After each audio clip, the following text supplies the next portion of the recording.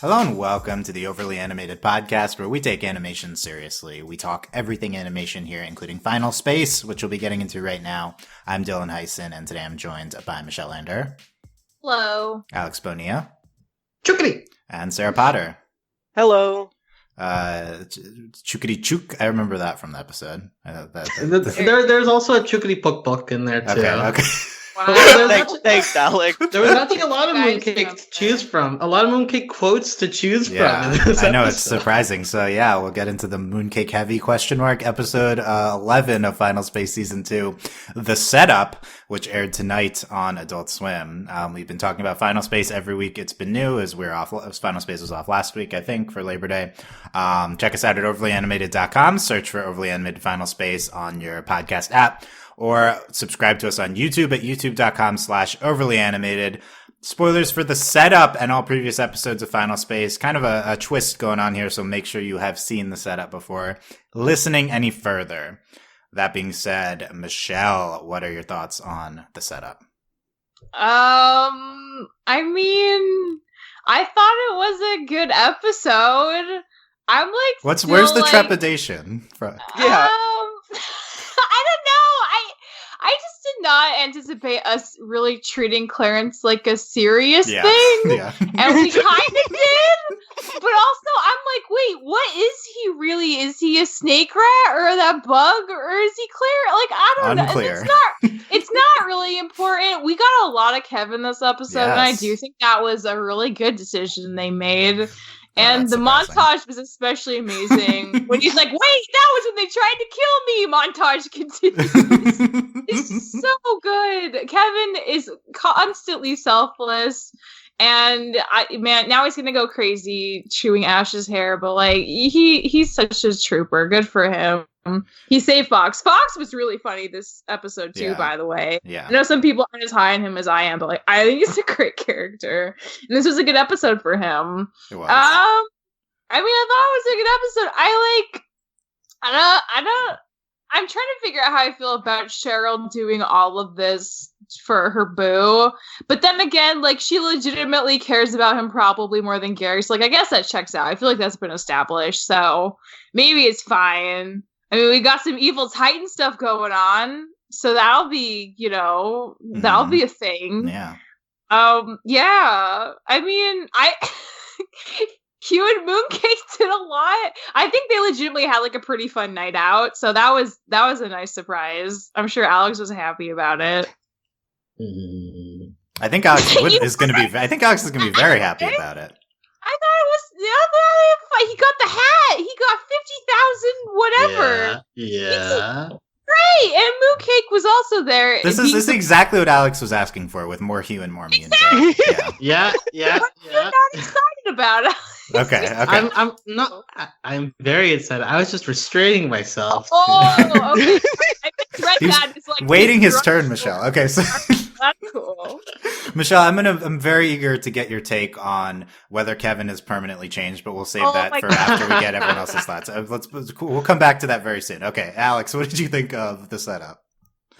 I was actually really impressed by this episode, and in part because of the reason that Michelle was kind of hesitant to praise it, because of the fact that Clarence is not meant to be a serious character, and yet somehow this episode does get me to feel bad for the people because of what Clarence did. And I think that the master stroke is that we like tie in Fox and Ash and their whole deal with having a new family, but also Clarence is their family. And so like the betrayal feels a lot bigger because of their reactions to it. So I think that that's a very good choice that the show makes to make Clarence kind of important, even though he's been a joke character this entire time.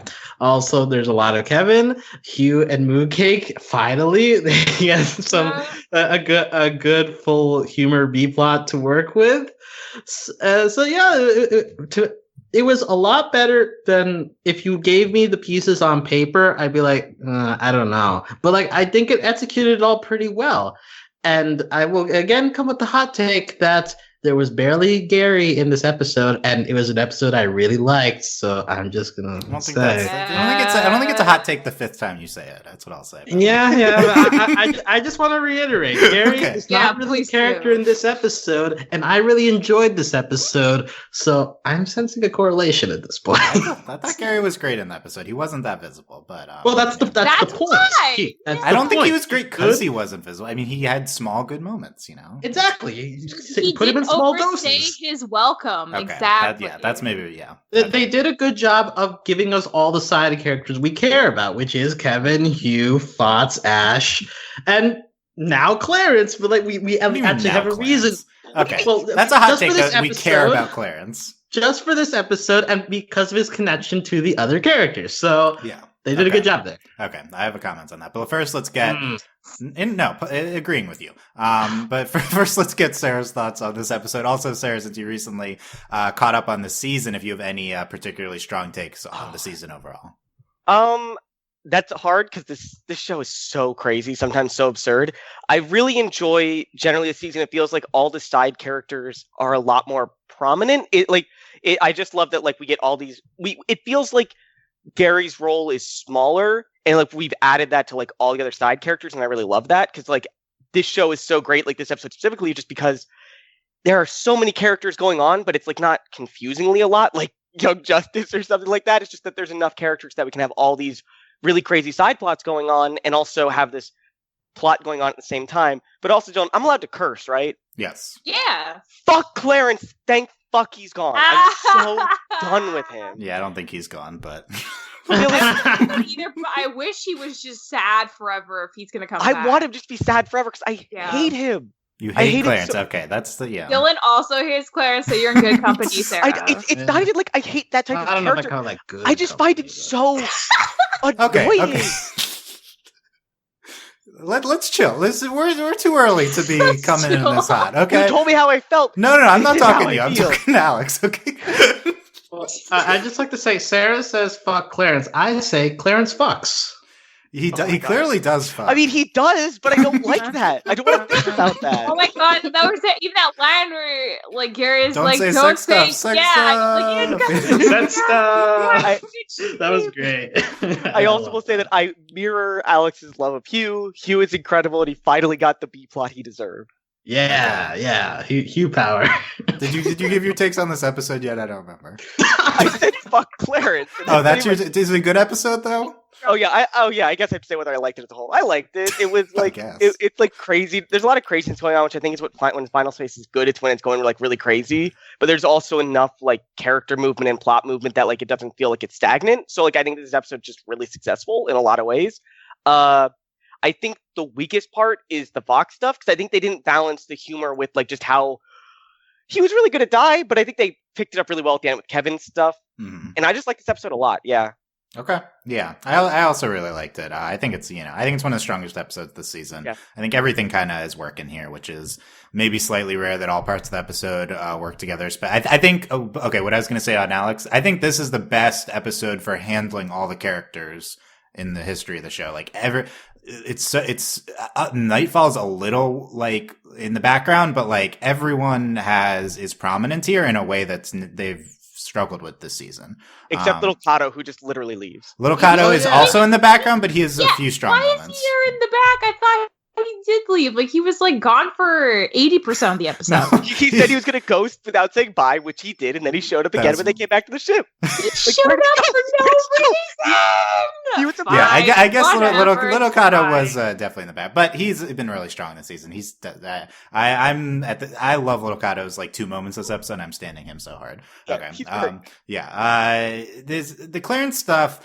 It's so interesting. It's kind of surprising that he betrays the crew just because it's so obvious. Exactly. That's what's amazing about it. I know. I actually think it's really smart because it's we've accepted that this terrible person is with us and we're just gonna okay, he's here, he's with us. But no, it's okay, he could actually betray us in addition to being terrible. I think it's kind of effective. It's not it's that satisfying because it's Clarence and he hasn't been that great of a character, but it's I think it's an intelligent twist, and it's the first bit of continuity this season, which I've found to be at all continuous. I don't know. Like, there's been things that have carried over episode to episode. This is the first thing I feel like builds good, like builds well throughout the season. Everything else is kind of just like, here's an episode. So that's like making me optimistic for the last 2 episodes if we're gonna like actually start building on continuity to more of an extent, because that's been one of my biggest problems with the season. I mean, we had another kind of nonsensical B plot, but one that was like fairly effective, especially because Mooncake and Hugh were sidelined previously. I just think there's a lot of funny stuff this episode. Kevin is a big highlight, honestly. Yes, there's a reason for that. He's wonderful. But then at the end time, there's a scene where Cheryl's talking to a Titan, and there's already been some discussion on our Google Doc outline on which Titan this is. So it's it's not. I think that I'll scene. say. I thought it was Bolo. Apparently, people think it's not Bolo. The fact that we're not clear makes me not like it. But there are like 20 different Titans. Doesn't he sound like all Bolo? Destroyed except for one. That was the whole thing, right? I'm very unclear. All we know is Bolo and Invictus. It's not Invictus. Yeah, But it doesn't look like Bolo. I'm looking at his picture right now. It doesn't look like. So is it Invictus? But it doesn't sound like Invictus's voice that I remember. But it doesn't sound like Bolo either. I thought it sounded like Bolo. Yeah. Well, no, I agree with you. It sounded like kind of like Bolo, but it didn't look like Bolo. I don't think. Okay, so Maybe that's he's in disguise. okay. We'll continue this discussion, but the fact that this is a discussion makes it my least favorite part of the episode. I'm not. Yes. Yeah. Okay. I don't care enough about the Titans to debate this. In general, is a tough part of the mythology to keep up with. It's true. It's because we don't know anything. Like, which is the problem with this whole show. So, not this show. Let's see. This season's approach to mythology, which has been hindered by, as Olin's noted, the outside influence, etc. Okay. I want to start with Kevin here because wow. We could start with the Clarence betrayal and the dimensional keys, but who cares about the dimensional keys? Is Michelle, is Kevin going to be insane forever? Like, that's my biggest takeaway from this episode. I mean, he could be. I could see them getting a lot of mileage out of a crazy Kevin because, like, what already normal Kevin's like, what's he gonna do? Can you imagine him without like a mental conscience? Like, really, who knows what he's gonna do now? I don't mind seeing him crazy for a while. I mean, he seems pretty harmless, but hijinks could definitely ensue in season 3, and I'm prepared to embrace all forms of Kevin, even this form of crazy Kevin. Yeah, that's an important question. So you accept this more insane Kevin, Michelle? Yeah, especially like the reasoning around it. He saved Fox's life because he liked him. Like, even though they tried to kill him that one time, and I think that's like pretty selfless of him. So like, good job. Yeah, you're okay, even if Kevin's just nomming on Ash's hair the rest of the last 2 episodes. Exactly. That give me more. Make it a GIF, someone. Again, I'd say Kevin. Oh my God. Kevin has truly found his humanity before Hugh did. So in your face, Hugh. Like Kevin 25, Hugh 1 at this point. Would you accept Kevin nomming on your hair, Michelle? Yeah, sure. As long as I can get my work done on my desk with that. It's like not that big deal. Would that brighten your day if Kevin was just there nomming on your hair while you were working? Well, I could put headphones in. Yeah, I'd be fine. Okay. So you think the sound that'd be the hard part? Okay. That's really okay. I take it for Kevin. Okay. Alex, what do you? I want the counterpoint on that. Kevin over Hugh. I just want to say that Hugh has been selfless multiple times this season. The problem is that he has a body and lack of abilities that prevents him from completing his task that he would like to help out people with. Whereas Kevin is just blessed with more powers. He's blessed with technology that allows him to be selfless once he finally gets the decision to make a selfless decision. Whereas Hugh has been wanting to do that for the entire time. He's just unable to. Just remember, Kevin has saved the day. Like, this is like maybe the 3rd or 4th time in the whole show Kevin saved the day. Yeah. This is just like the magnum opus. But I feel like this is the first time that he's actually doing it conscientiously and not just stumbling into. I think in season 1 he had the big. There are always choices. He push a button or something in season 1. Like, that was a big moment. Yeah, because and when he got the Kevin big to help robot was him, insulting him, right? like, Yeah, I save need the the day other the Kevins too. first Yeah, He yeah. became the Mega Kevin. Like, he's done it multiple times at this point. It's just like a trend that he's wonderful, and nobody sees how great he is, especially not Gary. Okay, One day he will. Sarah, please break the tie on who's achieved humanity better, Kevin or Hugh. I think Kevin has always been better than Hugh. Like, that's Just in general. Okay. in general. Like, Hugh, I love Yes. Hugh, but his whole thing is that he kind of is low-key worse than, like, everyone else. Like, I think Hugh's thing is that, like, I love him and I want him to succeed, but, like, he's not good. He's, like, one of the most selfish people on the No, ship. he's very selfish. He does things to feel cool about himself. That's Yeah. so true. It's like this weird form of selfishness that, like, it feels like you have sympathy for him, but he's just being selfish the whole show. Kevin is, like, forced to be selfless in everything he does, and it's kind of messed up, but he's also, like, just, I don't know, I like it. So is it really selflessness if it's programmed? But is it, like, Kevin can't. Aren't we all programmed, Alex? Exactly. No. My society. I too, reject Alex. I'm not that. gonna get into free will here. Like, that's not even worth it. Sarah's like, I won't even bother to have a discourse about that. I think that's a smart choice. Yeah. Okay, that was fun. What's next? Kevin is 25. Hugh is 1. Confirmed. Okay, we'll get back to Kevin. Let's talk about. Was Kevin conscientiously receiving those panties on his head?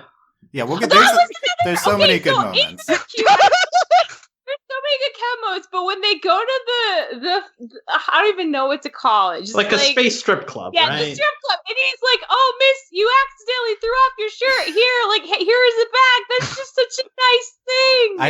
I thought when I heard that, Michelle's gonna love that line. I did love it. It was so, and like, you're like, Kevin. So like, the idea that he did like get some action, you're like, yeah, like, if this nice robot's like trying to like conscientiously help you like put your clothes back on because he thinks it's an accident, what a great sex partner for maybe money. Like, that's great.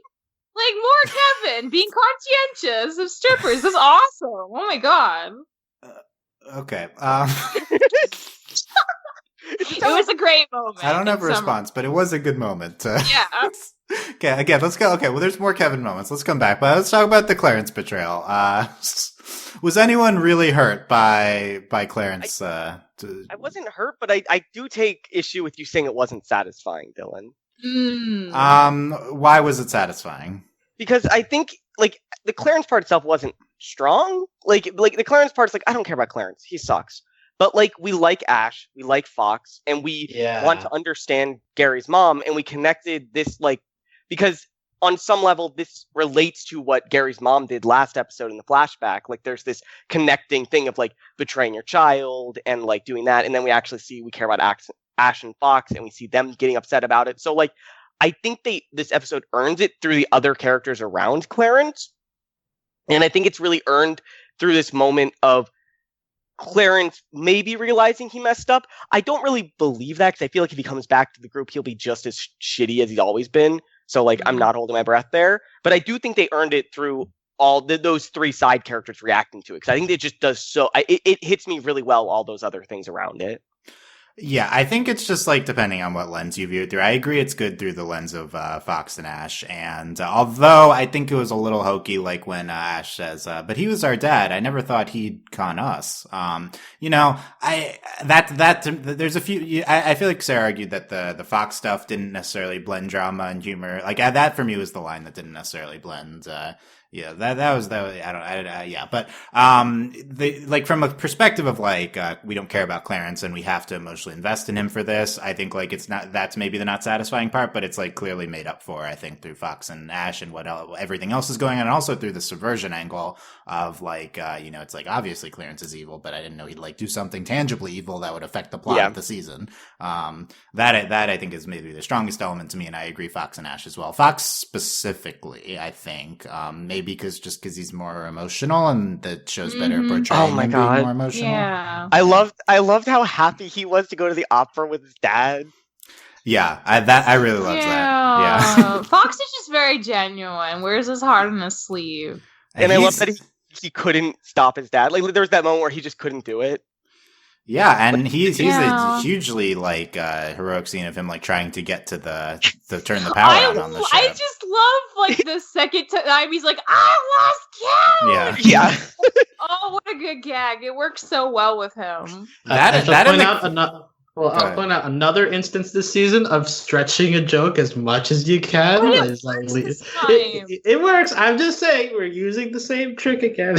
I don't think that was that long. I think it was. I think they're doing it just long enough because I mean, like, yeah, I don't think that whenever they drag out a joke, it feels like in the show, like they do it like they go like one step further, just enough to like make me go, oh, we're going another further with this joke, and it's actually pretty funny. Like with Clarence having like a second skin suit, like they knew that was too far. Like they couldn't go another time with another outfit. Yeah, that's a good example too. Like three like skin suit moments is I don't think that's stretching it. I think it's just different from maybe a Rick and Morty, which is 1,000 jokes per minute. Like this show is willing to spend a little more time on a specific joke. I agree sometimes it stretches it. But it feels like it wants to do quality with like the specific jokes it does instead of throwing like a million things at you. And I think it pays off this episode specifically. Yeah, I'd agree with that. But yeah, and the Fox thing with him turning on the power, and also the Kevin thing where he gives up his sanity components. These are like shockingly heroic moments for characters on the show. Like those are like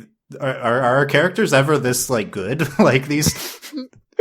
I was just like floored, like, wow, we're actually giving Fox this huge moment. Like this is crazy. I mean, Gary's had some time for big moments before, but these are like comedic side characters. I don't know. That felt pretty striking to me.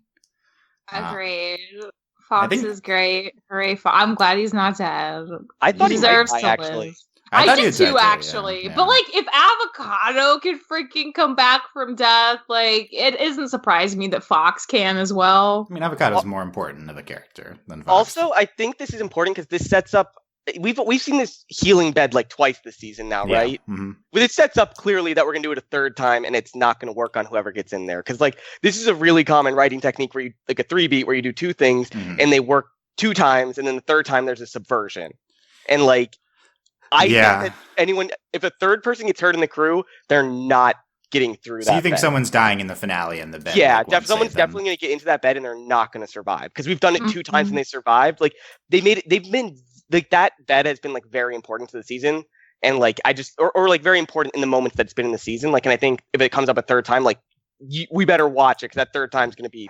The third time's important in story. Yeah, I think that's a good point. I think the bed is maybe not important enough of a thing that it's like such an intentional. It could just be like it's the space recovery thing. Like it's a pretty common just sci-fi thing. Yeah, I'm not saying the bed itself. I'm just saying like this room with like this is the healing room. Like this is the room where people. Maybe the bigger concept of like we've had 2 people almost die, Gary and Fox, and they haven't died. Like so, and just the general like we've done the almost die thing twice. Yeah, and the bed plays a part in that. But so yeah, you're right. Like it might not be in the bed, but like I think the storytelling thing isn't to have someone almost die and come back to life again. It's to someone have shockingly die in the finale. Yeah. And we're setting up for that. I think that's kind of like really good because like in other shows, like we have someone shockingly die and we don't really set up for it. This feels like I think earned if someone shockingly dies because we have these 2 people who have like almost died and it's like okay, can we just like there's no stakes here. So now if someone dies, it feels like we're in this world that like people can get hurt in and are almost getting hurt all the time. I would like it from that lens, and it would be satisfying because we've seen people not. The issue I think is if it's in the finale, I'm just not going to believe they died because last season's finale, everyone supposedly died and then came back to life. So I think they're stuck there. Like it's not. It would have to be maybe next episode someone dies and they have a funeral in the finale or something. Because I don't know. I maybe I'm too harsh on this, but I really think. Not that it was like so terrible, but setting everyone up to die in last season's finale and then everyone just being alive. I feel like that's the thing that like ruins the stakes. Like I have no confidence if anyone's going to stay dead in the show now. Like what I'm worried about. Sorry, go ahead. Oh, go ahead. Well, what I'm worried about is that like they're just going to like kill like Gary's mom, and that's like the person I care about. No, like, that's who they're just going to kill. No, they can't. Are you offended at like the notion or like for Cheryl? Like you love Cheryl so much, or just the concept of killing Cheryl? The concept more than her, but yeah, I feel like you didn't like Cheryl that much, so it's not. No, I mean, I like what she like stands for, but I mean, she's a fine character too. I mean, I don't even think she's a fine character. She has her one, like she's kind of one note. Like she has. Okay, one let's talk Cheryl. So basically, previously on the podcast, we weren't necessarily crazy about her for her first appearance, although I think I was slightly higher. Then her next appearance was the last episode of the episode before. Yeah. I think was like much stronger. Everyone thought, and we got these flashbacks of her. So this episode, we learned that it's not a lot of her. She basically it pays off her in the past, having conned Clarence, and the big thing is that we learn that she's collecting the keys so that she can, because she's a deal with a Titan. I'll say that. I'm sure we got a screen and we're pre-recording, so I'm sure at this point the fandom will have came to a consensus. Dylan, I'm looking at two pictures of them. The one that you're confident it's not Bolo? Yes, the one she's talking to has deer antlers, and Bolo has like bull horns. They're completely different. Wow, completely different animal horns. I don't know if I'm allowed to completely different animal horns. Dylan, I can't like screenshot because it's a screener, but I could show you these two pictures side by side. They look nothing alike. Okay, I mean, wouldn't put it past Titans being able to change appearance, but Clarence could be like 3 animals. Like, of course, Bolo could have right. It's like a god. Like he could be something else. That is shockingly fair, and I'm upset. If Clarence could do it, like the proof is in this episode, right? Like the bigger picture doesn't matter. Well, if we're building to a Bolo twist, like we've thought in the past, Alex, maybe it matters. I guess. Alex, you're so much like Hugh. Like so much like. No. Alex is not. Alex is better than you. What does that mean? Wait, let's dig into this. What part of my Alex psyche do you thinks connect he's like to? you, but he's much better than you. That's what. Wait, no, but the way he said the way Alex is like doesn't even matter. Right, like he's playing into that. So you mean like the way he's saying it? It's like the yeah, no, I'm just saying the way Alex is talking to you. Well, I thought Alex is doing the mooncake impression, not the Hugh impression, or is it both? Alex, can you reenact the entire B plot of this doesn't episode? Speak English. She couldn't have been Dylan. We just speak. Alex does mooncake at the beginning of every podcast. What are you talking about? I'm so lost. What are you talking about? Okay. Yeah, I think we got off track. We were going so talking about Cheryl's motivation is that she wants to get Gary's dad back. Like another female character connected to male character. Hooray! It's that angle, which is really so Final Space, but it's really important. Yeah. Oh. Okay, so what you guys are saying is that we've criticized in the past the female characters on the show's actions being predicated on a man, and this is another example of that. Yeah. I think I specifically talked about this earlier this year. One now. She's the only one, because like Jane Lynch's Ava's like slowly getting attracted. Yeah, that's why I didn't like Ava in the beginning, because of the Hysen. For literally no reason. What reason has he given her to think that he's cool now? I don't know. But Cheryl, yeah, so I agree with Alex, like, on that point, it's, like, really sad that, like, oh, she does have a motivation, but it's some guy. But, like, on the other hand, I get how, like, again, like, she didn't mean to fall in love, and she was a sneaky spy who was gonna, like, on this really long con mission, go undercover, but then she, like, had feelings for him, and that was a huge deal for her, because she isn't used to that, like, and I still think that's, like, valid, that she would still kind of, against, like, her better judgment, care about him enough to want him back, and to see him again, but it's also unfortunate that it falls in that pattern again, where this lady, the motivation's the guy. Because, like, the reason I liked her is, like, she didn't give a shit about anyone. She fucked off from her son.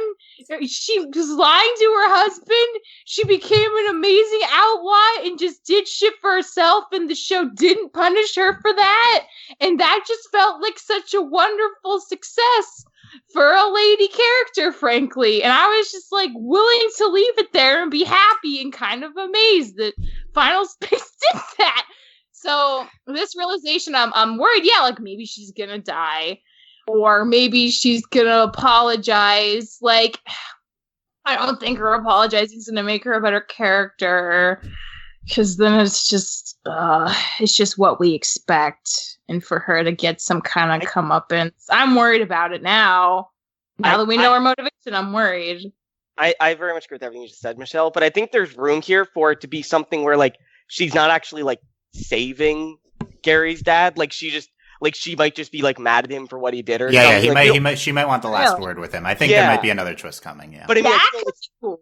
But she's still motivated by him, and this is like a valid storyline. And I think it's good on its own. But again, like in the show, it's like, I want something again. Yeah, I agree with Sarah. I think this is like very satisfying after last episode where we had this like, oh, was she conning Gary's dad? Does she actually love him? I think the notion of like she actually does love him, and there could be another twist coming, but the episode leaves you with the impression she loves him and wants him back. And I think it's very humanizing for a character that was unsympathetic before. I think it's very satisfying after last episode. So like on a micro level, I think like this is like really good. But I mean, I've specifically criticized this before with the show. Like this is, like every single character on the show plays on a man. I just like if you're like a guy writing a thing and you take a step back and look on like all your female characters' motivations, and if they're all based on men, like you should change that. Like, So I feel like that's asking too much, Dylan. I feel like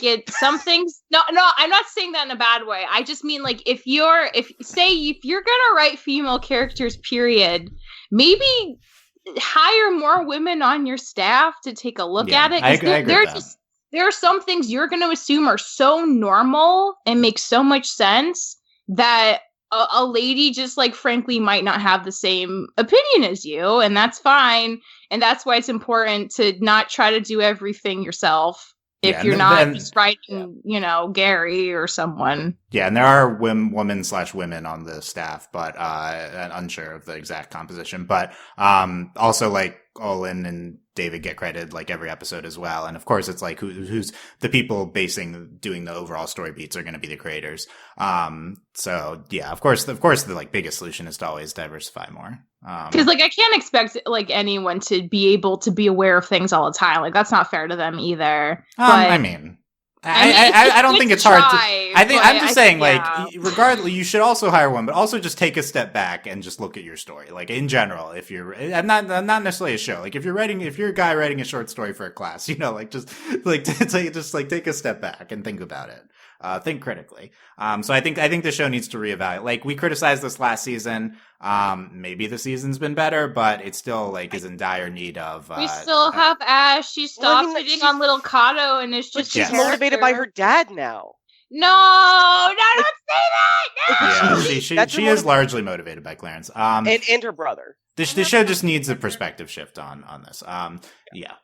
Which I do think it took strides in some capacity this season.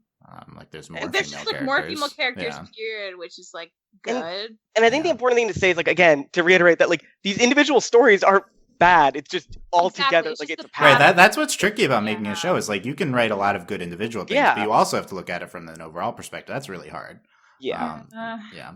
Like this is. I think this is more. Honestly, I think this is more nitpicks at like the whole thing than not just like this show individually. Almost like this is just a lot of things that happen.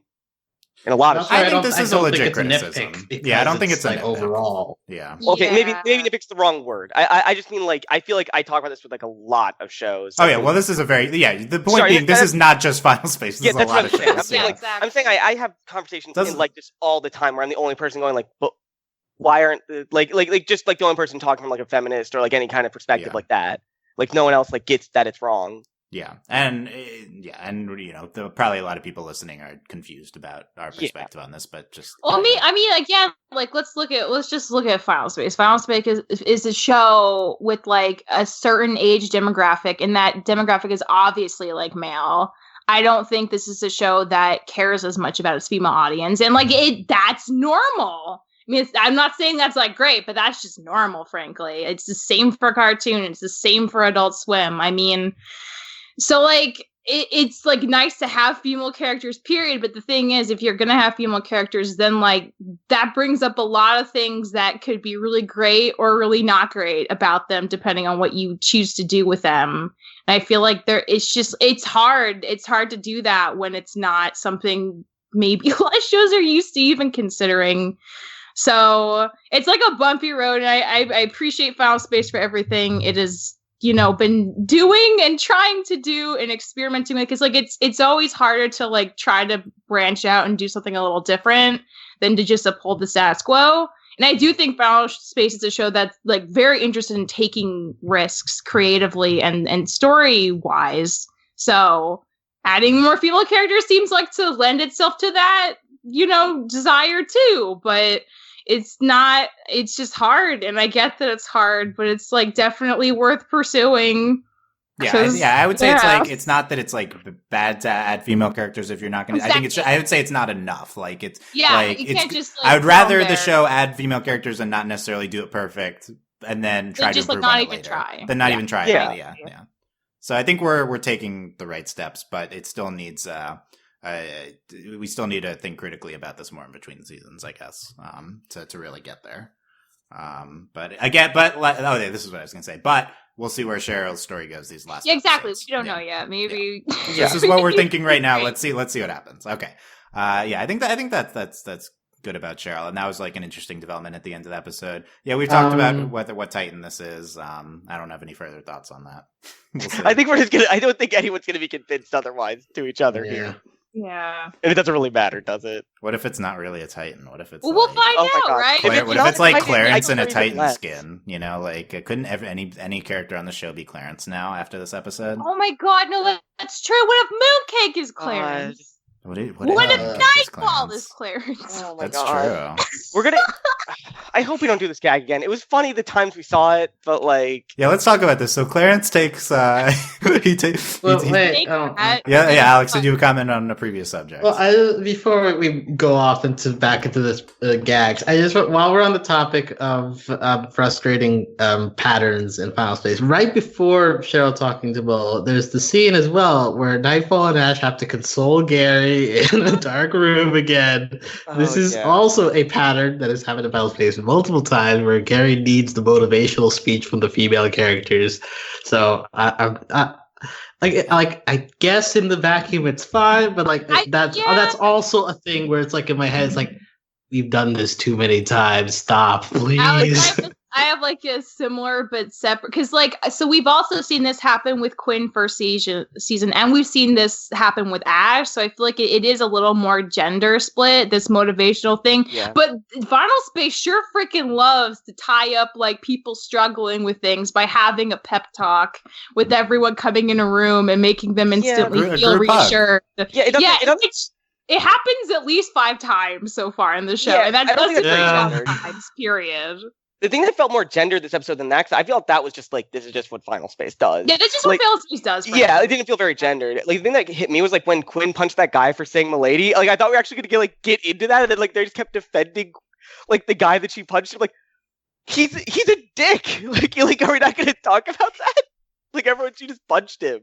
Yeah, that was also a joke that was stretched very long. Yeah, that joke, I love that joke. Like, what are we'll get back to that. I didn't even know the guy said connected to the gendering of the show. Yeah, but he said like this lady, and that always rubs me the wrong way. Yeah, okay, let's get back to that. The group hug. I saw that as Nightfall consoling, and then everyone, including Ash, coming in. I love the group hugs personally. I'm a sucker for that, but certainly Nightfall, I think, was reduced to kind of this role with Gary this episode. Nightfall is just, that's always been her character. If she's in her only character episode, it was all about her and her Gary and coming through, and like I think honestly for that it was handled well, because again, that episode what else are they going to do with their character at that point? Like, that's all we know about her, so we better explore it, and they do it really well.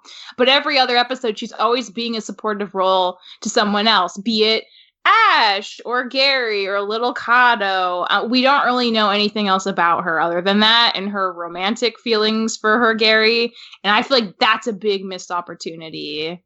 Yeah, in that Nightfall Gary episode, I think we're like, okay, maybe we had to do this, but now we can do more interesting things with her character. Exactly, we have not done that yet, so we're hoping.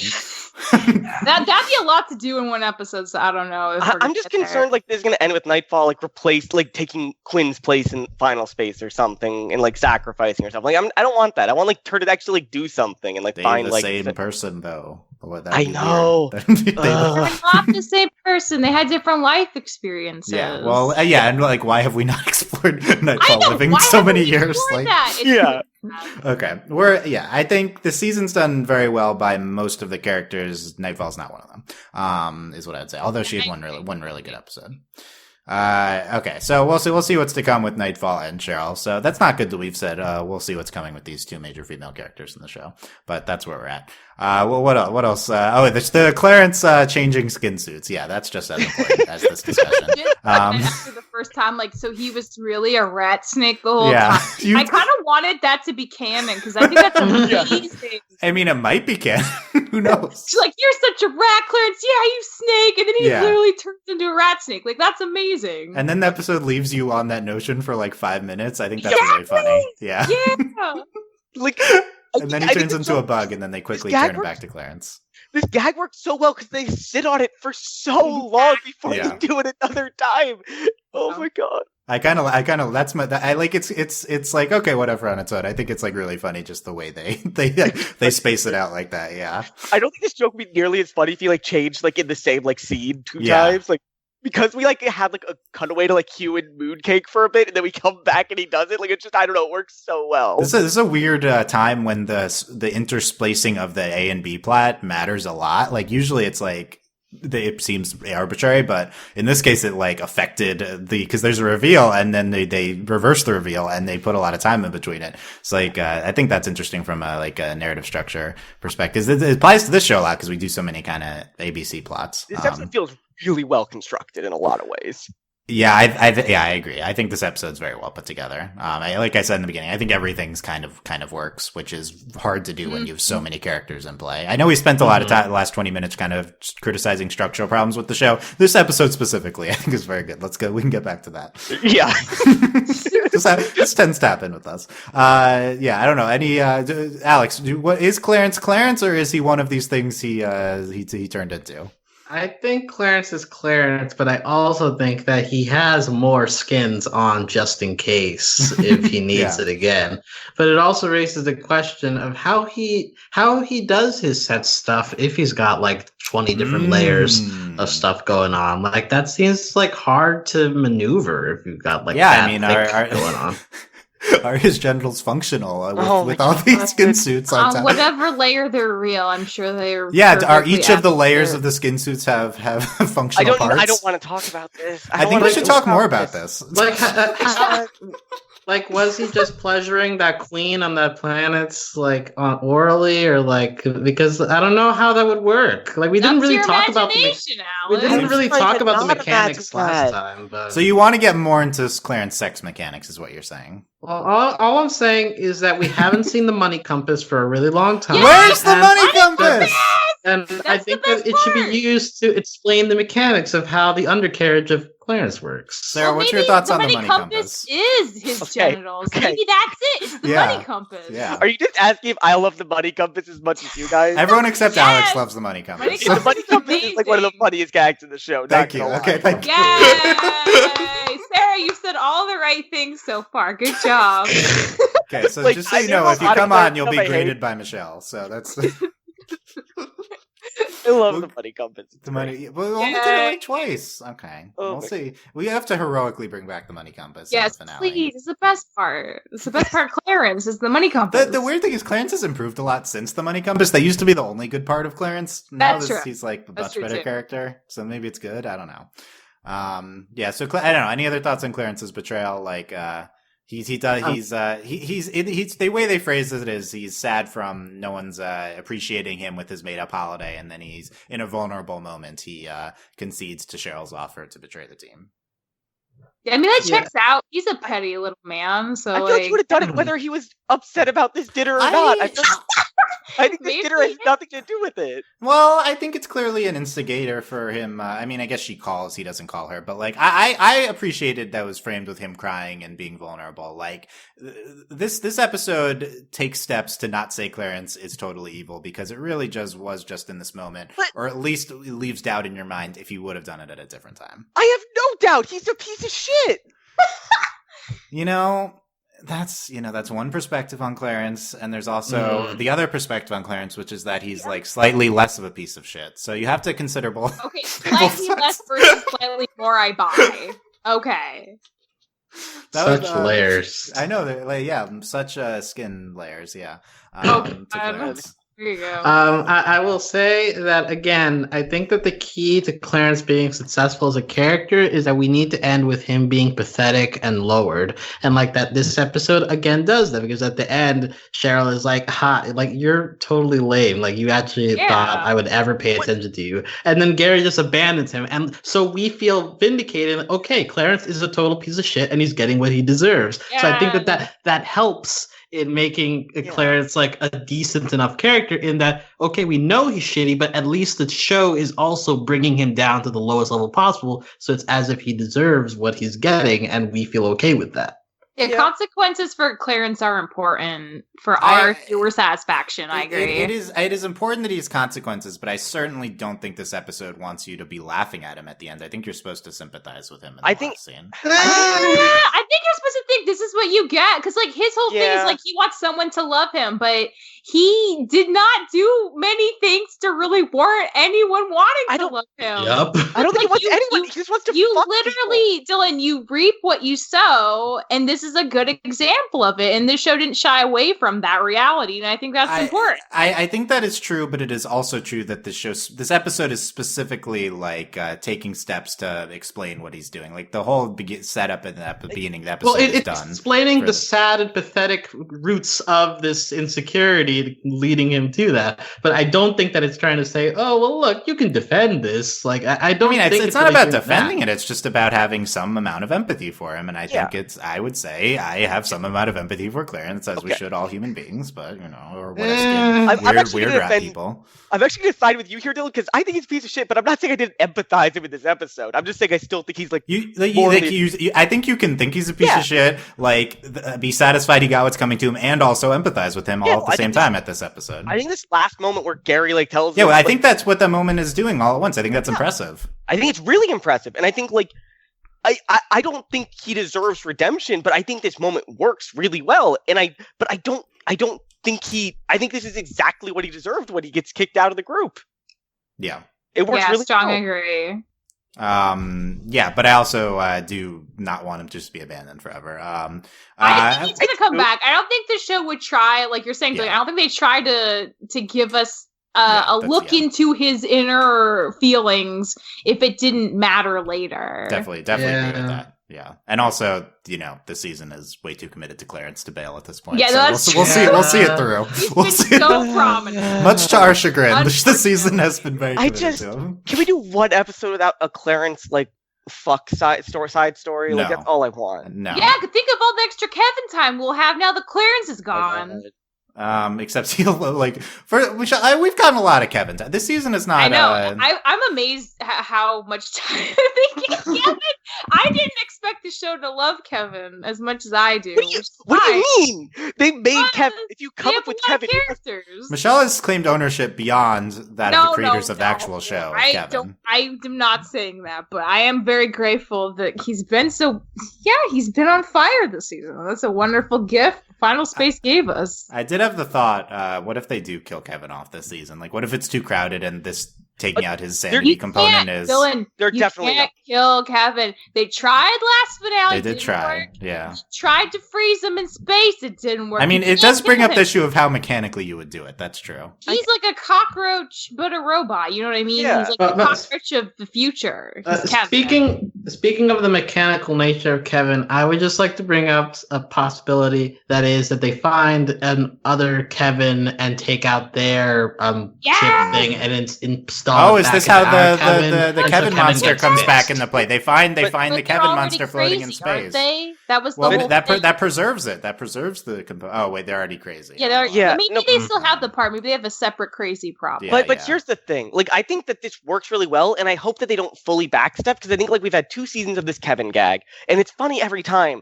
But as a writer, you can't write the same thing over and over. Kevin is a nuanced character, Sarah. He's not just one gag. Okay, I'm gonna stop talking. He's many gags rolled together into a character. Yeah. I mean, I will say as well. I would be very interested if they kept Kevin, insane Kevin, but also Final Space has shown me that they like the status quo, kind of, which is why I'm saying that the possibility is there to fix Kevin pretty quickly if they felt like it. Yeah, they fixed Gary being shot pretty quickly, so... being shot. Yeah, that's a weird status condition. Being shot was fixed. Yeah. We do tend to revert things. That being said, we are at the end of the season. This is the part of the season that would have stakes. We'll see. We'll see what we're doing in these last 2 episodes. And as Olin has mentioned, this is a setup episode for the 2 finale episodes, which is why it's called the setup. So that makes sense. Yeah, there you go. Yeah, Sarah, what are your thoughts on this episode being called the setup? Dylan, we are on so many podcasts together with shows that have really, really, really bad names. Isn't this a great name, though? Isn't this a great name? Shows. This is an amazing title for an episode of television. It's like terrible and amazing at the same time. Yeah, it's a joke in a show that's a comedy. Like, it's not like... Oh my god. Wasn't there one title I loved recently? Well, this is actually very similar. This show, it's the setup because it's literally a setup happening within the episode, but also it's setting up the finale. Yeah. It's very similar to Genlock because the first episode was the pilot, which is literally the pilot of the series, but it's also about a pilot. Yeah, well, that's the greatest episode title of all time. Don't say it. Don't say that, Michelle. But I just think that, like, this episode, the title works, but this is just like, at least it's not like a total Eclipse of the Heart reference. Have we had like 8 of don't go. Yeah. We had a lot of those last year. We're done. We're past that. Okay. That was a very niche animation joke. I mean, it's a few different shows. Okay, let's quickly go through the rest of this episode here, which is a lot. We haven't even talked about the Hugh and Mooncake plot, but let's start with the Carnivolo. We've criticized the beginnings of episodes before. I think this is a strong beginning to an episode. I think we've gotten a lot better at them because I think this Carnivolo dinner setup. First of all, we start with Cheryl finding the second key, just to introduce her to the episode, I guess, which I didn't think much of that scene, but it was, what about this planet? I was reminded, I was like, oh, is that an interesting location? I've liked the show exploring different sci-fi locations. This was more of just a normal cityscape, I guess. This, the planet they visit during the episode, or the planet that the mom goes to? Either one, but I was talking about Dargis Spaceport. Yeah, the set was the main planet here. This episode in total, like, really reminds me of a lot of like things from Guardians of the Galaxy. Like, the first planet's like this like ruined planet where Cheryl's like getting like this item that's on a pedestal, and the other planet's like this out in the deeps of space, like spaceport thing where like you can get like all kinds of stuff, but it's kind of illegal everywhere. Like, it really gave me the Guardians of the Galaxy vibe, the whole thing. Yeah, I think the show's probably going for that vibe a lot of the time. I want to reemphasize I really like this show exploring different locations. I think last time we had like the medieval space location. Really good. Yes. So we everyone's invited to Carnivolo. Hugh has a greeting card because he can't write. Alex, what do you think of this big revolution that Hugh can't write? I mean, I guess it makes sense because he just got a physical body. He doesn't physically know how to I think that he has the knowledge to write, but his limbs are such that he can't maneuver. So you're saying it's another part of him being limited by his body. Thumbs, yeah. Exactly. He has no thumbs or really fingers. So it's like, even if like he needs the opposable limbs to be able to write. So it's just another situation of Hugh wanting to do a great thing, but it's just his body fails him. Well, isn't the natural extension of this joke, Alex, next season to put him in like an amazing body, and now he's like superpowered? And then he still doesn't do well. Yeah, no, that would be both amazing and also very depressing. But that's Hugh as a character, isn't it? He's amazing and depressing. He has to get a body that looks like visually impressive, but like just gets knocked over by like a stiff breeze or something. Some flashy body. Yeah, I think Kevin's shifting body, or Hugh is shifting bodies next season. Kevin might have some of names. Kevin signs his name KNV instead of. Oh my god! Well, we already knew that. That's how everyone writes. Wasn't that on like a I am blank card? Like, didn't he have his name tag? I feel like that's how we found out. Wait, or is it something else? I don't know. Is this actually his name, or is this just him being dumb? No, that's his name canonically. It's KNV. It's Kevin. What is that? I thought it was KVN. I'm pretty sure it's KVM, and he's just misspelling it. Yeah. No, that's fine. He's allowed to. It's his name. He can write it. That's fine. Kevin's not a spelling bot, okay? We are allowed to misspell our own names. Michelle has decreed. I think that's true. I think you could spell your name however you want. I don't think it's a misspelling. I think it's canonically whatever you say it is, right? So. That's true. Exactly. I mean, like, as a trans person, like, names are bullshit. You can just have whatever name you want. Like, no one's gonna stop you. So isn't Kevin's name really just KNV now? Yeah, he changed it. Well, like, how would it be pronounced that Knuv? Yeah, Kniff. Kniff. It's a Knish, yeah. That's knife. I don't know. Okay. One of my favorite parts of the episode, Little Kato before this party, he says, "I'm showing my face in ghosting," and then after he says, "Okay, now I'm gonna leave and not say goodbye to anyone." That's not a joke, and I loved it so much. Me at parties. Yeah, this is so good. I loved it. Oh, but also he disappears from the episode. It works on so many levels. So yeah. good. I just love this aesthetic for Little Kato being the ornery teenager or whatever. Like, is Little Kato's I want to skip to the other Little Kato moment of the episode because we need to discuss this because we're in the strip club and Little Kato comments, "Why is that guy shoving his butt into the?" And then Gary covers his eyes up. Like a good dad, yeah. Yeah, so that's good because I guess we forgot that he's his dad now. That Protect we didn't talk about his that. innocence. He just learned about puberty earlier this season. Yeah, too. I was struck by Little Kato commenting on a guy. Because I had the theory that Little Kato is going to be our gay I think character. this supports it.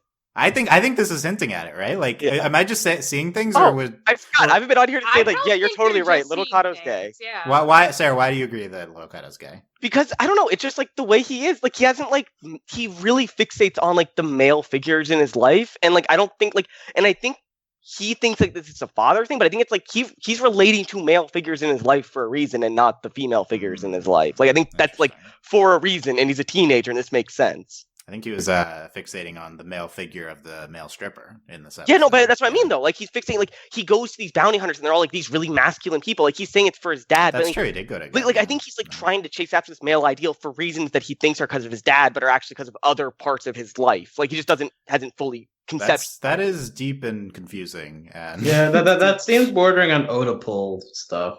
But I mean, like, I'm not saying I'm trying to say it's not Oedipal. Oh, Oedipal. Whatever. It's not whatever. It's not Oedipus. It's just that like when you're young like that, you try to make reasons for why you're doing things, and I think he thinks he's doing it. I agree with that vague statement for sure. Yeah, I think specifically, I'd say this maybe is hinting at this. Yeah. Why is this guy shoving his butt versus like why is this woman like right? Like so yeah. I called it. I'm just saying. You did. We'll see if you're right. I think there's a good chance you could be right. You called it based on a very obvious Olin Rogers statement, but okay. Oh, none of you guessed Little Kato. I'm the only one that said Little Kato. You're the one who's caught up on the Olin stuff. You're always the one telling us Olin said this on Reddit. Okay, Dylan. That's you, Dylan. Dylan. Little Kato's the only obvious choice. Yeah, that's true too. No, I mean, I think Fox is the obvious choice, but we're like, it's too obvious, right? I don't think Fox is the obvious choice. Here's the thing: if they make Fox the gay, or Ash, like okay, yes, or Ash. I think if they choose Fox, it might be a little bit like they're taking this stereotypically really right. It's too much of a stereotype. Play That's why it's not happening. Little Kato's a perfect character. Okay, so it's happening. We'll get confirmation in like 2021 when season airs. Which is I think probably not a joke because they haven't renewed it yet. We're getting down to the wire on this renewal, so it would be probably next week or the week after. I think they did it before the finale last time. I don't remember, but let's hope so. Let's go back to the beginning of the episode. They're lavishing praise on each other. That's the ritual of the Carnivolo. What's the highlight of this? I feel like Kevin is the highlight of this. I think Fox, yes. Fox, Michelle's like, yes. Fox says, Kevin, you're the best talking microwave I've ever had. And Kevin says, Kevin is popular. Hooray. And hugs him. That was Clarence so cute. is seething in the background. Can't contain his jealousy. Yeah. I just like this is perfect setup for the end when he like sacrificed himself for Fox. Like he clearly like the rest of the crew clearly appreciates Kevin a lot. Except for Gary, they all honestly That's what I mean. do seem to, yeah. Kevin I'm glad everyone recognizes that Kevin has so much value. As they should, yeah. Not the fandom though. I've seen so many posts complaining about Kevin. Are you see? Oh, they're missing out. Why hate when you could love? Is it ironic hating? Because he's incredible. Yeah, he is legit incredible. Again, the montage. Wait, wasn't that when they were trying to kill me? Oh, well. Yeah. That's good. The montage is good. I guess this Hugh line's also notable. Ava thinks Hugh appreciates Hugh, and Hugh says, "This is what I've been waiting for. Why do I feel so empty?" Makes no sense. She likes him now. Such a mood. He hasn't It is done a mood, yeah. anything. It is a very. Hugh is just a mood on so many levels. Yeah. I think this is one of the stronger encapsulations of Hugh and what they're going for with him. This line. I like Clarence trying to praise Gary. Primate, you are a primate. Yeah. You're quite there. And yeah, Gary's like, I'll take the quite though. Well, Ash uses her praise on Gary as well, which kind of continues the vague connection going on there between Ash and Gary. I feel like she did it because she was trying to like save face for her dad. Like she did it to finish up his statement. Like she first did it for Kevin for real. I also think this harkens back to the Ash Gary connection in the beginning of the season. But we haven't done too much with that lately. But it's still and then Clarence gets mad. I like him with bidding them a dark carnivolo. Just the whole concept of the fake holiday, I think, played pretty well in the episode. I loved at the end, like we were like at the end of this whole dinner scene, we reveal like it was a holiday specifically made to appreciate Clarence and nothing else. Yeah. It's just like, okay, that checks out. We also have a good kind of like background gag of Gary eating something and then thinking it's something else this whole time. Yeah, I kind of love that it never comes back. Like, I thought we were gonna get like some gross out joke, but it's just like, nope, it's just. Ash and Fox look at each other like, nope, that's not what it is. Later on in the episode, it's like this purple blob stuff, right? And then later on in the episode, when Fox gets hit, he's bleeding purple, and his eye is very purple. Yeah. So my theory is that Fox is serving coagulated blood. Is that meat from like Fox's hand? Is that where his hand went? His right hand? What? Because he's a gun on his hand. Alex, what a theory. That's all I'll say about that. What? Hey, look, what a people theory. In real life eat blood sausage, okay? So it's not out of the question. Had you thought of this before the podcast, or did you think of it just now? He's an alien who has purple blood. That's just exactly. So maybe it has a taste. Why are you talking about this? Because Fox decided to serve this to his family because it was part of him. It's symbolic. I gotta say, I think this is a strong theory. No, it's not. It's strong visuals, but it's not strong. It's striking. I'll say it's a striking. It's very evocative. It's a very evocative theory. Fox's Jesus serving up his blood.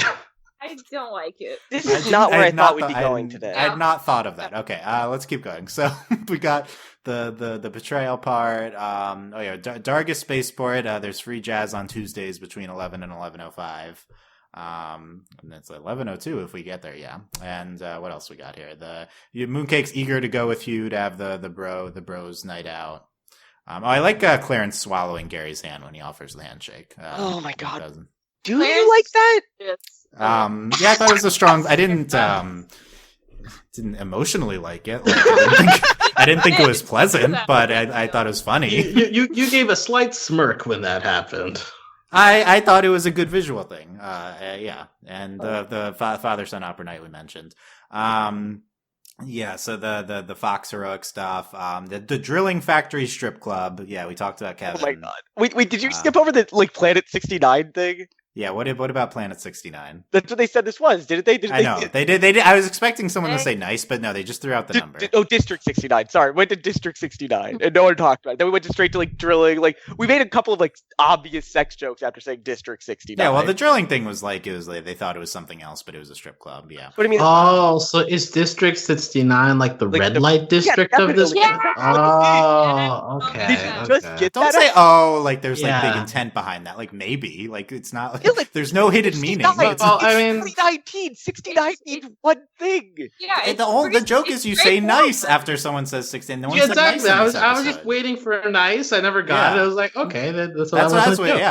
Yeah. Where's the nice? You don't bring up the number 69 without it being about sex in some way.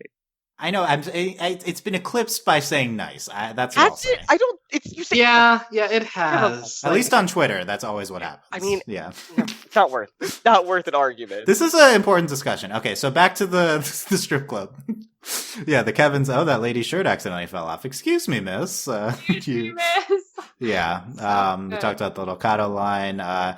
Kevin comes out of the back room too, in with underwear on him. Right, and also just jumping ahead, they make a reference to Kevin with Kevin's butt. It's like, is that the thing that they did to you in the strip club? Well, yes, but not quite like that. Something. Yeah. So in that back room, they were doing something to his butt stuff.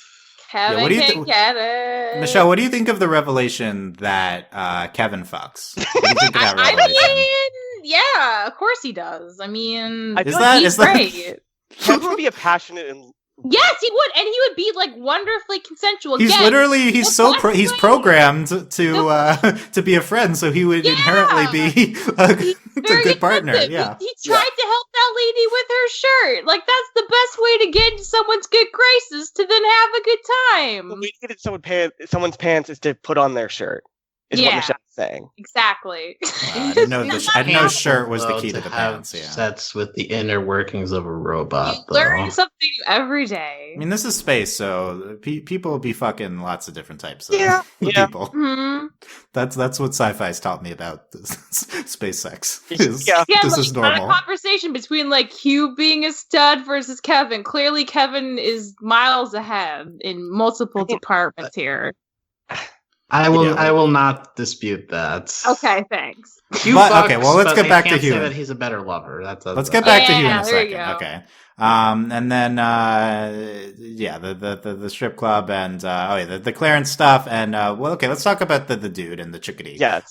So Nightfall he lays this poor guy out, and then Gary, who else is with Gary? Who's Little also Kato. He's there the whole time. I forgot. No, Dylan. I think I just I don't know what's wrong with me, because for some reason I thought he wasn't in the episode, and as we kept talking, wait. Well, it's still I guess it's still meta joking that he's just not a big part of the episode. Yeah, but he's just kind of in the background. He was there. I think my brain just deleted him from. I believed you. I hadn't thought of that he wasn't there, but I believed you because he's not. I believed myself, and then as soon as you start talking, I'm wait, what? He was here the whole time. But yeah, I guess he was. Again, correction. This is the first episode in a while that Gary and Little Kato are background characters. And well, I still think Little Kato's Little Kato's great. But Dylan, Little Kato for best supporting character. But Dylan, the point is that when Nightfall punches this guy out, she does it after he says "milady" to her. Yeah, I didn't notice the milady part. Rip. Yeah, we have to go back now, Dylan. Did you notice it, Michelle? Times I wasn't sure that's what he said. Okay, yeah. So the gag though is that Nightfall's being a normal person in an action movie and just punching a random guy to get the thing, and then they're like, "Why'd you do this?" They're being nice, and it's I think this works for Gary's character now because he is a lot nicer, and old Gary would not have been so concerned for this guy, but season 2 Gary, I believe it. I'll just say that I agree with Sarah that the opening to that joke makes Gary and Little Kyle's defense a lot weirder in terms of defending, being hey, it wasn't so bad that you needed to punch him, So I get what you're saying. Without that, it's just a general action movie trope thing. Yeah, that's what I read it as, not noticing the milady. Right, but that opening colors the whole extended defense of the guy a lot. Because Dylan, I like the joke, but it just sours it because of how it started. If she just punched him and he said nothing, I think this joke would just land better. It just lands for me specifically. Yeah, I mean, I still think he just even if he says milady, still I don't think it's meant like that. It's just that word makes me very upset. Yeah, it's maybe we're not aware of the connotations of the word. I guess I agree with that, but I guess my read on the episode is it's what I said, but I'll have to go back and watch it. Yeah, at least the intent of no, I think the intent is definitely what you're saying. It's just I think this is just it didn't play well for you. Which is fair. Yeah. We also have the joke of we're definitely gonna return. We're definitely gonna forget to return Chucky. Knew we forgot something. And then at the end, I knew we forgot something. Yeah. This is. It's what's weird about this joke is we haven't done this in Final Space before, where we always forget to give things back to people. This is it's just a tropey joke, in action type things. You forget to return a person's vehicle. So it's kind of weird because it's in this scene we're making action trope jokes. We're not making specific Final Space jokes. I still think they're funny. But I feel the show hasn't done this type of humor as much. I don't know. I just think you have to piece this out, because if you can't do trope humor an entire show, because then you just run out of tropes to make fun of. But I mean, if you piece it out in places that works, you just get episodes like this that are really, really funny. If you that's a good point. Yeah, you find I think it's a good usage in this episode. Yeah. I think you can do this whenever you want, as long as you don't make an entire show about it. Yeah, that's true. Yeah, but I like both of these things. I also like the Chucky. It's a weird thing. It's also like is like disdain for them multiple times in the episode. It's good animation with it. Okay, let's we talked about Kevin and Ash saving Fox. Most of the montage, it's Tritanium is the thing we're talking about. Yeah, okay, and then the eating ashes there. We've covered Kevin. Unsurprisingly, we've covered we still have not talked about the Hugh side story. Yeah, we're getting there. I'm going down that line. Okay, so we talked about how are you so agile at your own age, and don't say sex stuff. Sex stuff. Yes. This is the best Clarence fucking joke of the season. Yes, I agree. I agree. That it was very good. And then at the end, Clarence tells them where Cheryl's going, so that's what we're doing next episode. Okay, we talked about everything except for Mooncake and Hugh, so let's talk about that. Finally. I mostly want to talk about the last part of this, but we can talk about the hat, the Battle Royale tournament. What an eerily convenient development about It's good. I like the announcer he just has a second head on his head. I liked him. I felt very Rick and Morty, honestly. Yeah, that guy was like a Rick and Morty guy. Yeah. That was very, It's interesting because we contrasted it with Rick and Morty earlier, at least I did, in terms of like humor style, but also sometimes because they're both sci-fi space comedies. But I mean, I think this is just, I'm saying it's like Rick and Morty, just like the structure of it, but it's still like, it's not like people aren't getting like their arms chopped off and their head, like eyes aren't popping out of people's heads. Like this is like much more like restrained in that sense. Like this is much family friendly. Rick and Morty. Yeah, not kind of. Except that Clarence Fox. Besides that, Stay tuned for our Rick and Morty coverage in 2 months. So there you go. Which we like the show, despite. Oh no, I like the show too. I'm saying this is just a different tone. Yeah, and I think it's like refreshingly different. Yeah, Rick and Morty is maybe more of the type of humor that's more typical these days on these types of shows. With Hugh, the bringer of the little baton. And of course he accidentally wins, which is like, but I like that they, like, of course that's where it's going is like everyone else kills each other around him, but like it just immediately happens. I think that's kind of a funny subversion. And yet he still has an ego about it because at the end it's like, I really am a god. I think this gag like continues the trend of everything in this episode, like going one step further than you think. Like that this guy was running this thing to get a strong robot, and he just didn't watch the fight. Like he didn't realize that you accidentally. Yeah. I like that concept too. Yeah. The moment of Hugh's like, I am a god. I'm Mooncake. I love Mooncake's expression. I made this the screen cap, but Mooncake is like an amused skepticism of Hugh. Yeah, like so proud of him though. It's my favorite Mooncake expression. He's proud of him, maybe. Yeah, Mooncake loves you. He does. Yeah, Alex, what do you think of this friendship? I'd say it's beyond budding at this point. I think it's one of the strongest bonds in the show. I feel like I've already talked about this in a previous episode. They're the two neglected characters of this season, so they feel kinship. They've both been abandoned by their best friends. Like Mooncake now barely gets any time with Gary. Hugh, nobody has time for him anymore now that he doesn't have any use. So they feel like connection in that way. It's like, okay, well, at least we can watch out for each other if nobody's going to care about us anymore. So it makes sense that they're the best of friends. And I will say that Mooncake as a straight man for Hugh is a very excellent choice. Yeah, you wouldn't think Mooncake would be a straight man, but I think that's I think it really works this episode. Yeah, I just don't like. It's just so insane to like, because the thing is, the straight man doesn't matter what they say. Like I didn't realize that till this episode. It just Mooncake just has expressions. Yeah, you don't need the straight man to say anything. You just need them to be there and just roll with it. And it's just like, this works. I didn't know it could work, but it does. Yeah, because Mooncake has personality. We just haven't used it in the season a lot. I'm still amazed that this worked. Like, I'm still stunned that this worked. Yeah, and there's more because we talked about the second part. They have to get the money from the tallest building, and then Hugh is their battle robot, and Hugh stretches to avoid the. I didn't know Hugh had this function of stretching around the building. I don't know if he knew about it before that moment. Frankly, Mooncake knew about it. No, but he did it with the taser. Remember, he stretched his arm to shock. Oh, no, that's true. I think he was just dumb. That's sad. Rip you. They're heroes and they get medals and 50,000 dropnoids, and the hat. And then, Okay, we've gotten to the most important part. At the end, she was like, "All right, this is why we play the game."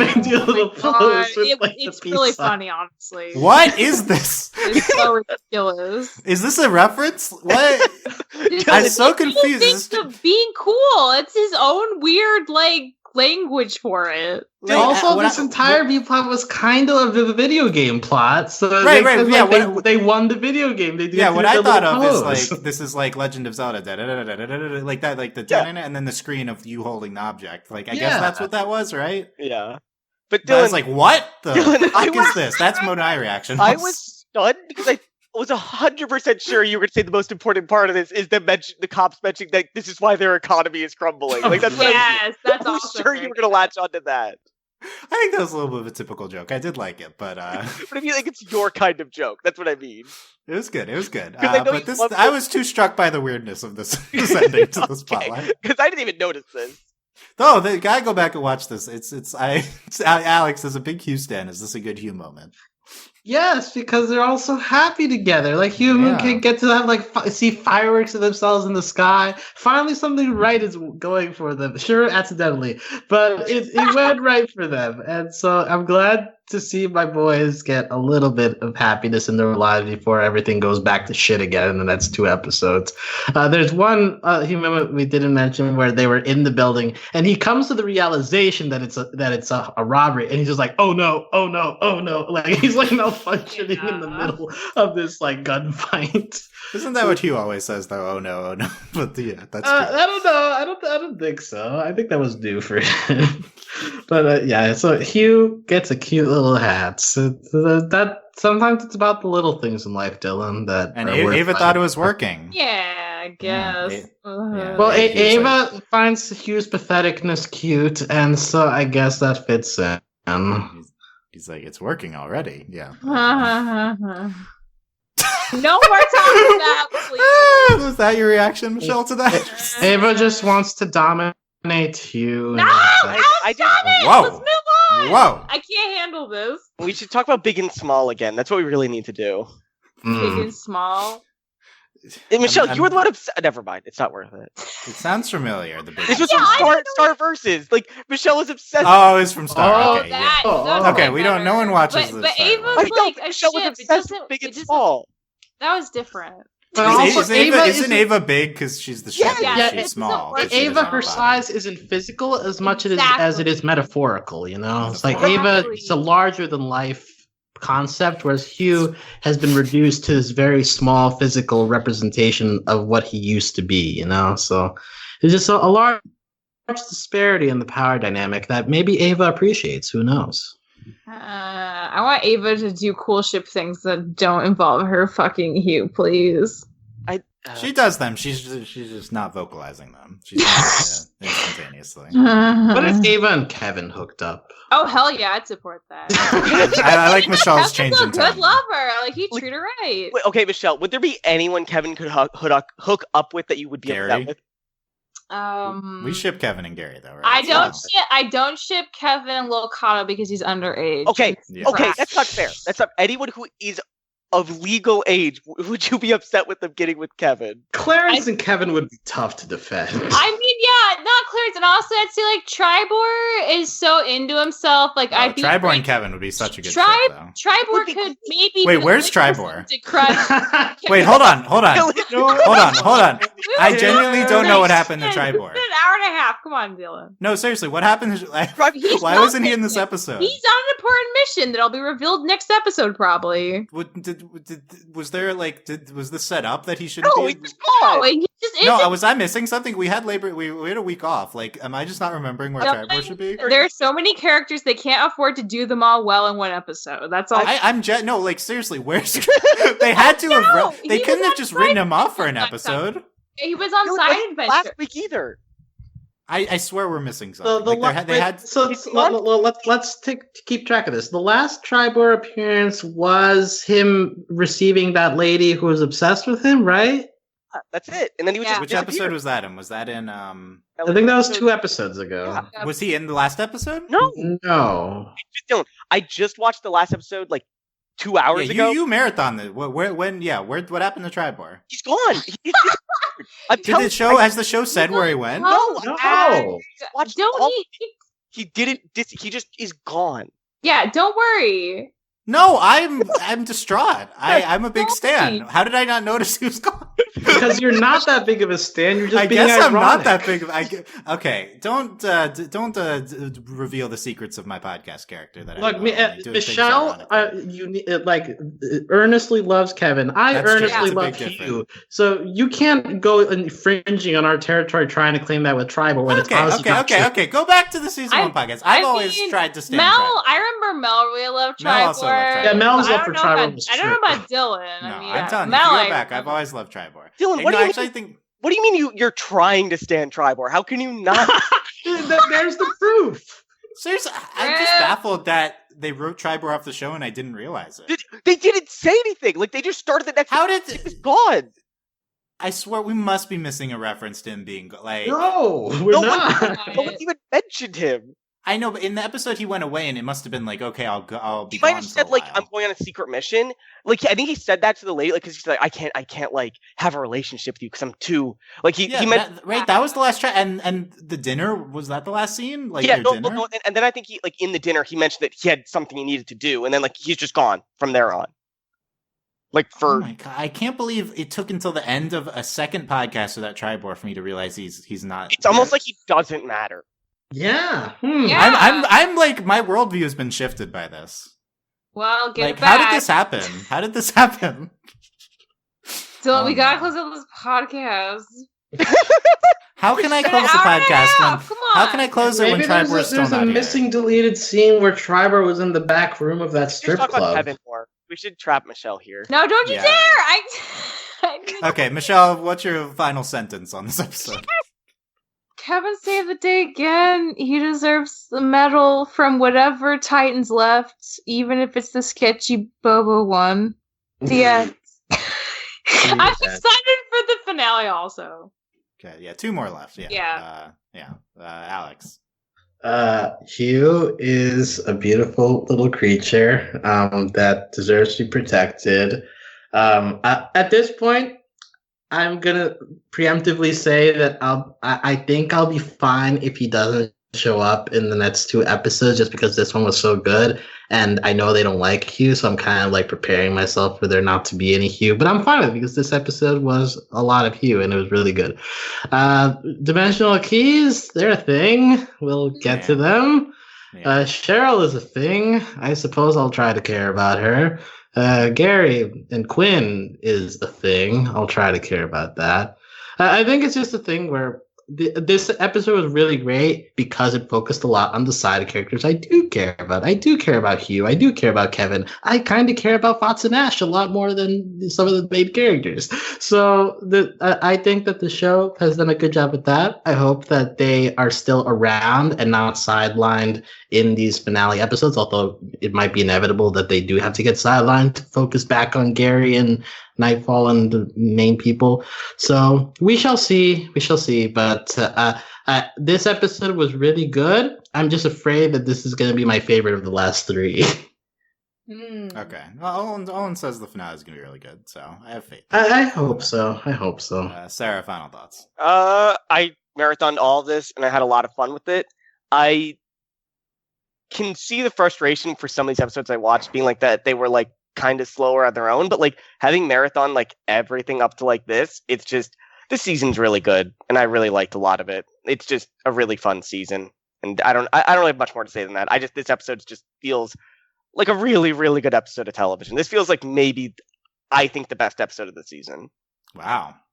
Okay. I might put it at like number 3 or something. I don't know. I'd have to. Dylan, everything's like kind of blended together right now because I just marathoned everything. Did you love the little Kato stuck in time as much as I did that episode? The one where they went. Oh, that episode's amazing, but it's just a complete. Yeah. It's just like that. It's so that episode's like also really amazing. It's just they're such different episodes. Like that one's just very different. That one's really, really good. Like from like a not really comedic standpoint, but this one is, and it's like. It just depends on what you want, I think. Like right now, I wanted a comedy episode, like this is amazing, but that episode's just actually like a really good sci-fi like episode of television, which is really strange for this, like just not what I was expecting. I think that's what the show's trying to do. So I think it is. It just, and I like that I can have those differences, and it's just that right now I want this comedy episode, so it's my favorite right now. Okay. Yeah, and I think it was very, very strong from that perspective. I did very much like the setup. Let us know what you thought of this episode at overlyanimated.com, on YouTube, youtube.com/overlyanimated, or on our Discord at discord.com/ or overlyanimated.com/discord for the invite link. You can support us via Patreon at patreon.com/overlyanimated. Thanks to our current patrons, especially our patron of the podcast, Shin, aka Shingeki no Kyojin, and thanks as always to our patron executive producers, Ryan, Steve, Alex, Beatrice, you, Michael, and Needle. Be back next week to talk about the second to last episode of the season, almost ending, and we will have a screener for that, so it'll probably be up right after the episode. So thanks for listening, guys. We will see you next time. Bye. Bye. Bye.